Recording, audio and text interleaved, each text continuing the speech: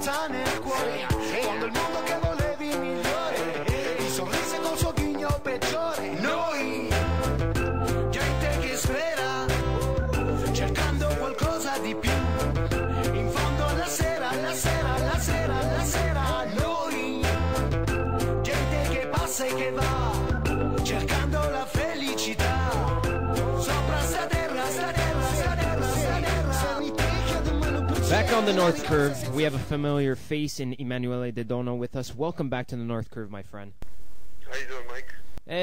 After Sunday's performance, it's a bittersweet thing because you really love the way we played, but it hurts to see how the result went. Yeah, for sure. No, I mean you can't say anything against the way they played. The game was good. We played well. We put our heart into it. Like the players and the team have been criticized lately about just the lack of play and just the lack of aggression almost as far as I see it and hunger. So we can't really say anything as far as that goes. I'm always upset after a loss, but at least when it's like this, you don't feel as bad. At least I personally don't feel as bad. We were robbed. What are you going to do? You know what I mean? Like, we played well. We played better than Napoli. We deserved to win, and we got robbed. Can't do much about it. One thing that I noticed that is so common in football and soccer is that the squeaky wheel always gets the grease in terms of complainers. Just last week, De Laurentiis was complaining about how they're not being basically reprimanded. Some of the arbitrating by the refereeing has gone against Napoli. Then don't you find some scandalous behavior in the Napoli match? It happens across football. The ones who complain mostly get sort of I guess the breaks later on. And so now a lot of the Lazio fans in Italy have comprised this whole list of any time Lazio was screwed this year. And it's kind of a redundant list where, but there has been some instances where it's really gone against us, and I really feel for this team that really try to push on, especially in the first derby that we saw this year with Morganti and his, I don't even want to call it refereeing. But, I mean, I saw articles talking about this list, and I didn't really go into it just because usually after games that we lose, I'm not too much in the mood for reading articles or whatever. But I don't know if it only listed the ones that went against us, or I'm sure. I mean, not that I can remember any off the top of my head, but there may have been some that were actually in our favor that maybe weren't there. I don't know if those were added to that list. But anyways, it's. I know. There's been quite a few. Especially in that derby that you mentioned. That was incredible. But still, I know. You can't look back. This is how it works. What are you going to do? Yeah, and as we inch closer, it's basically turn the page. It's another crucial match coming up Sunday. We have 7 left. However, we welcome back from suspension. Some good news, Ledesma and supposedly Stefan Radu, who actually may not make it back for the trip. We must now deal with suspensions now. That's the thing. You get players back, and then more are suspended. Matuzalem's still suspended. Mauri's off now with the yellow card accumulation. And the news out of Formello today being that Radu, Brocchi, and Mauri were all absent from training due to separate injuries. Just great. And then to make matters worse, this morning, Hernandez pulled up with a thigh strain during like a 5-a-side practice match.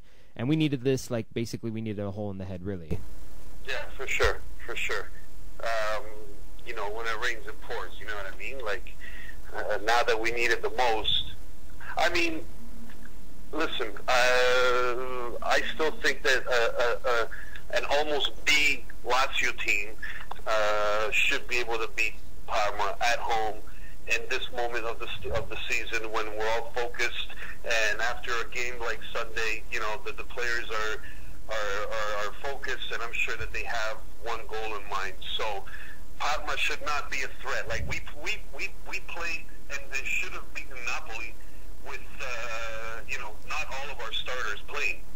You know what I mean? Like, so that's a good sign right there. If we can't beat Parma, that is fighting for Serie B, and we're playing at home, I still think we can pull it off. It's just with this time in the season, everybody's hungry for points. Speaking on Parma, who are coming off their worst defeat of the season to basement dwellers Bari, they dropped a 2-1 decision at home to Bari. Pasquale Marino was shown the door after Sunday's match, meaning Lazio must now face another crucial tie against a squad 2 points out of the relegation zone, like you mentioned, who are desperate for points. That scares me alone. Not to mention. Yeah, but we're desperate for points too. You know what I mean? Like, and we're playing at home, and we got the better team. I mean, I know. Yeah, every game is to be worried, and we need points, and we have to win. But really, should we be afraid of Parma coming to Rome, and actually being a threat? I don't know. It could be, but just the way we played Sunday, and the way that they should be approaching the games right now, should be an easy 2-3-0 win, according to me. Then I don't know, anything can happen, right? But if we start being worried about Parma coming to our home field, maybe we shouldn't. Well, they have this guy named the Maori who's starting to find his footing again after some horrendous play this year, and some other guy named Crespo who always seems to haunt us with each passing day. The skill of Jovinko should never be underestimated as well. For sure. That worries me. If anything, I didn't think of that. An ex-player like Crespo on Parma, and the Maori that for 3 years scored half a goal on Juve, and all of a sudden this guy's scoring left and right. But still, I mean, I'm confident. We can't really be too worried about a team like Parma. Like, yeah, they need points. They just got a new coach, but I don't know. I think a lot of the times the way you enter the field and the approach, the mental approach that you have, definitely has a lot to do with. Has an influence on the game. So, if we go on the field knowing that, we have to win, and you really, really want it, like look at even yesterday, the Inter game. Okay, when you get to these stages of the Champions League, they're all big games, for sure. But, the other team just, from what I saw, I didn't get to see the whole game, but from what I saw, they just wanted it more. You know what I mean? Like, no, and I have to enter the field with a certain mentality, with a certain approach to the game. Oh, for sure. It's just with regards, even, I think I touched on this with the Napoli approach. I think for the first 45 minutes, they really didn't take us seriously. They had a few chances in the first opening minutes, and that was based on them trying to get the crowd behind them. But really, I don't think they really respected us as a team, and especially with our formation going in. We had Bresciano starting, Exactly. So I read during the week. I don't know why. A couple of people on certain forums that I go on, not forums but blogs or whatever, were saying, I have Napolitani friends and everybody's worried. Trust me, they're worried to play us. They're scared. Blah blah blah. Maybe that's what it was. Maybe it was more of not that they didn't give us importance, but that they were actually worried because. We were up there till a few weeks ago in the top three. You know what I mean? Like, you still have to be. We're still to be considered a threat. So yeah, they're playing at home, but it's still Lazio coming over there to play. So I could see that being. Then I guess after a while in the game, especially when they tied, yeah, that gave them a lot of momentum. You know what I mean? How did you see, in your opinion, besides us being robbed, do we have a lot of concerns in the back? Like, our defense has been way better than obviously our attack this year, but it kind of leaves some question marks. We have the second defense after Milan. It just leaves some question marks how Napoli was able to just tie the game in 1 minute flat, and then there's only a few minutes with us playing a man down. We bring in Stendardo to try to shore up the defense, and we still can't even keep a 3-3 tie. I know with all the scandalous behavior that went on, we got to at least pull out the point there. What happened there? For sure, but you got to understand, at the end they have 4 strikers on the field, and you're a man down. You know what I mean? Like, they're bombarding you. Like, you're under a lot of pressure. And mentally, too, at that point, you just lost a player. You got a penalty shot against that wasn't there. There's a few minutes left, and they came back and tied it. You got 1 goal taken away from you. It kind of gets to the point where you're so worried to lose that you start to lose concentration. You know what I mean? And then Cavani, just pulled off that last one, which up to the other day, up to yesterday, I thought he was for sure offside. I hadn't even bothered looking at the replay again, but in the game, he definitely looked like he was offside. He wasn't. But Muslera maybe was a little bit too far out of the post. He's one of these players. You can't give him too much space. You know, like he'll score. Yeah, I don't know. It was upsetting. It was really upsetting. I didn't think we deserved to lose, but yeah, the 2 goals, the 1-2 in a couple of minutes, that wasn't good. That was backbreaking. Let's be honest. Yeah, it was. It's just these sort of things that kind of worry me going forward. Luckily, it wasn't all for nothing, because that's what my first instinct was after I picked my heart back up off the floor, that I was like, oh, okay, that's it. You know, Champions League is over now. But then Udinese goes and loses for the first time in 2011, and this is. You know what? And I was feeling that Udinese was going to lose that day. The day before, I was saying, you know, it would be really good to win, because I have a feeling Udinese is going to lose. I don't know if Udinese has it to stay up there for these last few games, to tell you the truth. That's why it would have been great to win. Now they're playing the Giallozzi Rossi, you know what, the Americans, new Americans on the block, the first team to bring ketchup to the capital. For sure. So, you know, a tie would be good there. A tie is also very realistic. Actually, anything is realistic in this game.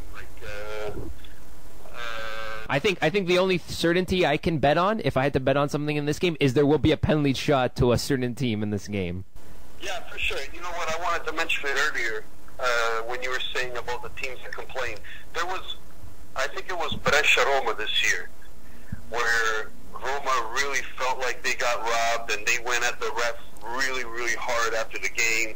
Ranieri did. The owner there went at the ref really hard and against everybody really hard.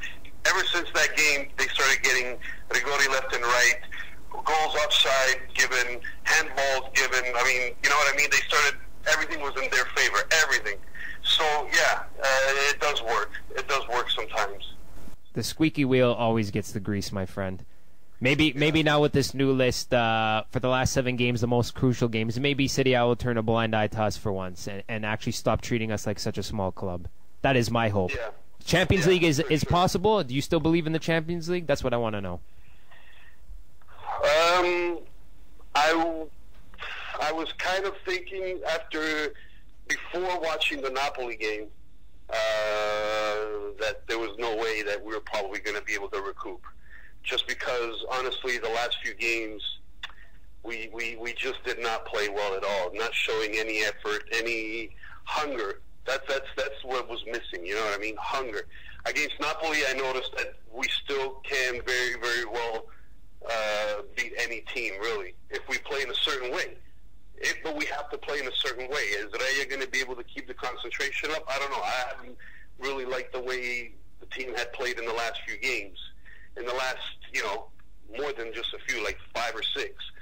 But the game against Napoli made me believe again that we could do it, especially because with Udinese, I don't see them maybe keeping up the concentration till the end. So we have to take advantage of any misstep that they do.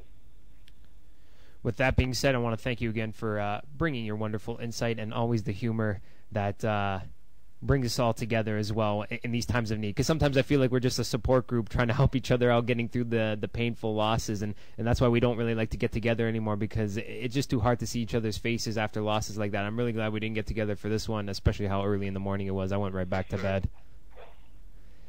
Emanuele, thanks a lot. Thanks a lot, man. And we'll talk to you hopefully after the Parma match, after 3 points. Speriamo. Okay. Forza Lazio. Voce distorta, un grido di voce roca, racconto la vita roca, solo la voce di strada, racconto com'è che va, la voce stonata, dopo c'è chi non ne ha, la voce distorta, un grido di voce roca, racconto la vita roca. Per tutti i chiacchieroni italiani, la prova del 9 in strada, 2002. A Emiliano, come si sta là dentro fra. Solo la voce di strada, racconto com'è che va. La voce stonata, dopo c'è chi non ne ha. La voce distorta, un grido di voce roca, racconto la vita roca.